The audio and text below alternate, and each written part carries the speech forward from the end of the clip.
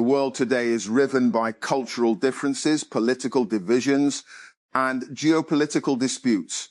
A challenging environment for any investor hunting for startups that can grow large enough to deliver venture-scale returns. Compass VC has developed a regionally sensitive strategy to help it navigate and invest in this fragmented world, and it's putting fresh capital towards this approach with a new 160 million fund, 187.5 million, the firm told TechCrunch.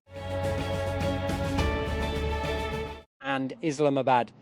Hours before his imminent transfer from the Islamabad High Court, IHC, Justice Mohsin Akhtar Kayani warned that the High Court would summon Prime Minister Shehbaz Sharif in a case concerning the non-appointment of the finance member of the PTA tribunal. During the hearing, Justice Mohsin Akhtar Kayani warned that if the official was not appointed by May 18, the PM would be required to appear in person and explain the delay. And Islamabad. President Asif Ali Zardari, who is currently on an official visit to China, on Tuesday visited Shaoxing, hometown of Chairman Mao Zedong, the founder of the People's Republic of China. During the visit, President Zardari laid a wreath at Statue Square and paid tribute to China's revolutionary leader. And Islamabad. And a high-level delegation of the European Union and business representatives from prominent European companies on Tuesday called on Prime Minister Shehbaz Sharif and lauded Pakistan's role in de-escalation efforts in the Middle East, and while also vowing to enhance trade ties with Islamabad. According to the Prime Minister's office, the meeting was held at the Prime Minister House.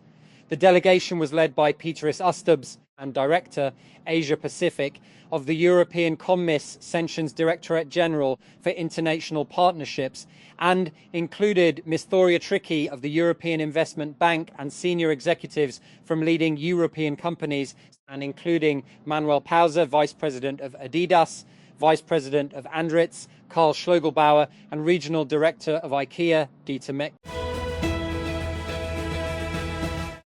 A United States federal appeals court has rejected the Trump administration's practice of subjecting most people arrested in its immigration crackdown to mandatory detention without the opportunity to seek release on bond. In a 3-0 ruling on Tuesday, a panel of the New York-based U.S. Court of Appeals for the Second Circuit said the administration relied on a novel but incorrect interpretation of a decades-old immigration law to justify the policy. Among the most interesting parts of Elon Musk's testimony Tuesday in his lawsuit against OpenAI wasn't the charity he claims was stolen from him. We all knew that was coming. It was about an old friend. Musk testified that one of his core motivations for co-founding OpenAI was a falling out with Google's Larry Page over AI safety, specifically a conversation in which Musk raised the prospect of AI wiping out humanity, and Page shrugged it off as fine, so long as AI itself survived. Page called Musk a specious for being pro-human. Musk called the attitude insane.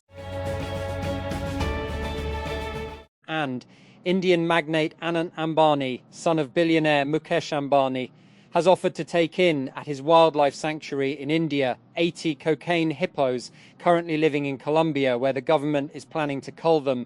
The hippos are descended from animals to the country in the 1980s by Pablo Escobar, one of Colombia's top drug lords, who sought to have one of the largest private zoos in Latin America with a wide variety of animals. And former FBI Director James Comey has again been indicted by the United States Department of Justice, this time over a social media post that officials have said constituted a threat to President Donald Trump. The indictment on Tuesday comes after an earlier Justice Department criminal case against Comey fell apart last year. With the United States-Israeli war on Iran entering its 60th day, experts warn that there is no end in sight as negotiations continue to be stalled amid soaring oil prices and inflation. The US and Israel launched their attack on Iran on February 28. Iran retaliated by closing off the Strait of Hormuz, the narrow channel linking the Gulf to the Gulf of Oman, through which approximately 20% of the world's oil and gas exports pass from the Middle East, mainly to Asia and also to Europe. And Elon Musk has taken the stand at a high-stakes trial over the future of OpenAI, casting his lawsuit against the ChatGPT maker as a defense of charitable giving. The world's richest person is suing OpenAI and its co-founder and chief executive officer, Sam Altman, and its president, Greg Brockman, and said on the stand on Tuesday that they betrayed him and the public by abandoning OpenAI's mission to be a benevolent steward of AI for humanity and transforming the non-profit into a profit-seeking juggernaut. Britain's King Charles III has used a speech in front of the United States Congress to pledge NATO unity and call for support for Ukraine amid Russia's ongoing invasion. The address on Tuesday came during the royals' four-day visit to the US, with the US-Israel war with Iran, US President Donald Trump's criticism of NATO, and trade tensions between the longtime allies looming large. And Kavicha Kvaratskhelia and Ousmane Dembele scored twice each as Paris Saint-Germain beat Bayern Munich 5-4 in an epic first leg of their Champions League semi-final, an extraordinary encounter that became the highest scoring match ever at this stage of the competition. The first half alone on Tuesday night was wild, with Harry Kane giving Bayern the lead from a penalty only for Kvaratskhelia to equalise before Joao Neves headed the hosts in front at an enthralled Parc des Princes. Nearly 8 million people in South Sudan are at risk of acute hunger as conflict and displacement worsen an already dire humanitarian crisis. According to a United Nations report published on Tuesday, the report warns that 7.8 million people in the West African country will suffer high levels of food insecurity in the coming months, equivalent to 56% of the population. Northern Irish police have made an arrest after the nationalist group New IRA claimed responsibility for a car bomb attack on a Belfast police station. The Police Service of Northern Ireland on Tuesday said a 66-year-old man was arrested under the United Kingdom's Terrorism Act, and searches were ongoing in both east and west of Belfast. Sectarian pressures have been building recently in the UK-controlled territory, 28 years after political agreement put an end to decades of violence. US intelligence agencies are studying how Iran would respond if President Donald Trump were to declare a unilateral victory in the two-month-old war that has killed thousands and become a political liability for the White House. Two US officials and a person familiar with the matter said the intelligence community is analyzing the question along with others at the request of senior administration officials. The goal is to understand the implications of Trump potentially pulling back from a conflict that some officials and advisors worry could contribute to deep Republican losses at the midterm elections later this year, according to the sources. And an Indian billionaire's son has offered to help Colombia get rid of a problem it has grappled with for years. A herd of hippos linked to notorious drug lord Pablo Escobar, who was shot dead by police in 1993, illegally imported exotic animals, including a male and a female hippopotamus, dubbed the cocaine hippos. A trial pitting two founders of OpenAI, Sam Altman and Elon Musk, against each other has opened in California, with the sides presenting dueling narratives about the company's history and obligations to consumers. Musk, wearing a dark suit and tie, was asked by one of his lawyers what the lawsuit was about when he took the stand. European lawmakers have voted in favour of defining sex without active consent as rape, marking a historic step for women's rights and survivors of sexual violence in the EU. The European Parliament's resolution, passed on Tuesday by an overwhelming margin, urges all EU member states to adopt an only yes means yes legal standard for consent, while recognising that a yes obtained through coercion is not valid. Ukrainian President Volodymyr Zelensky has accused Israel of knowingly allowing grain stolen by Russia to be unloaded at Israeli ports, threatening to impose sanctions on anyone involved in the shipments, which Kyiv says have continued despite multiple appeals to Israeli officials. Zelensky's warning Tuesday reflects a deepening rift between the two countries, brought to a head by the arrival in Israeli waters of a vessel named Panamitis, which entered Haifa Bay last week and is currently anchored offshore, apparently awaiting a berth. Ukraine says the ship is carrying wheat stolen from occupied Ukrainian territories and would be the second such shipment to dock and unload in Haifa this month. And an Israeli military battalion that assaulted and detained a CNN team in the occupied West Bank has been redeployed after a 1-month suspension. An Israeli security source told CNN the reserve unit, which functions under the ultra-Orthodox Netzer Yehuda battalion, underwent an education seminar and additional training, the source said. According to Israel's army radio, the unit is expected to return to full operation activities in the coming days. And Greek police have arrested an 89-year-old man in connection with a double shooting in Athens that left 5 people injured.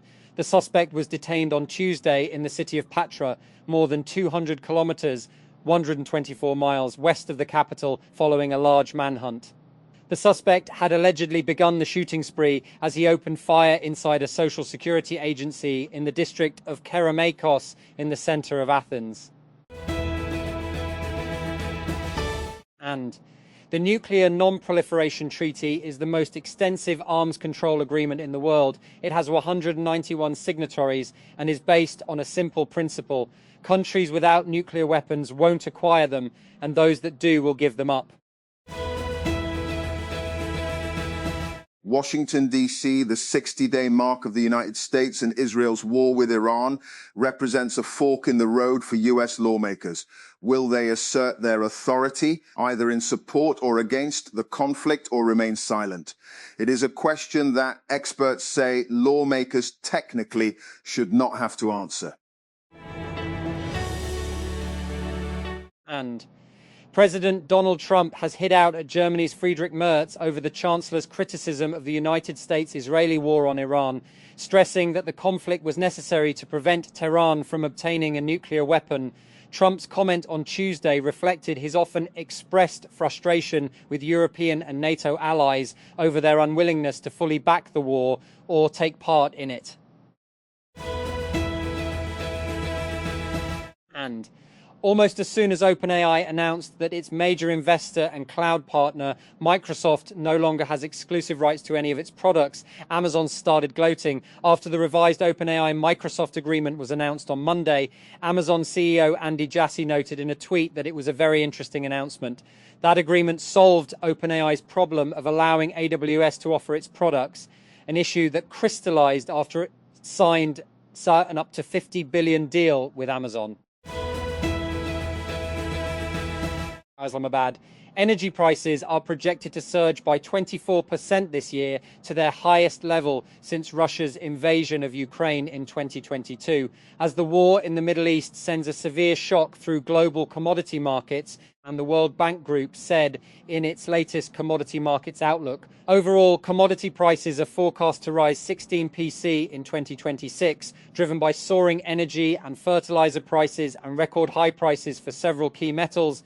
And according to the assessment, former FBI Director James Comey has been indicted for a second time and will face charges brought by the US Department of Justice. Multiple sources told the BBC's US partner CBS News the specific charges are not known, but the sources said they relate to an image Comey briefly shared on Instagram last year that showed seashells forming the numbers 8647. Nepali mountaineers have cleared a route past a huge chunk of ice on Mount Everest that has blocked climbers from moving up past base camp for 2 weeks. Ram Krishna Lamishain, Nepal's Director General of Tourism, told the BBC that icefall doctors had now fixed ropes up to Camp 2, located at roughly 6,400 to 6,500 meters, 21,000 to 21,325 feet high. and the United Arab Emirates. UAE is quitting the OPEC and OPEC Plus groups of major oil-producing nations next month after nearly 60 years of membership. The UAE said its decision would help it meet growing global energy demand in the long term after recent investments to boost its production capacity.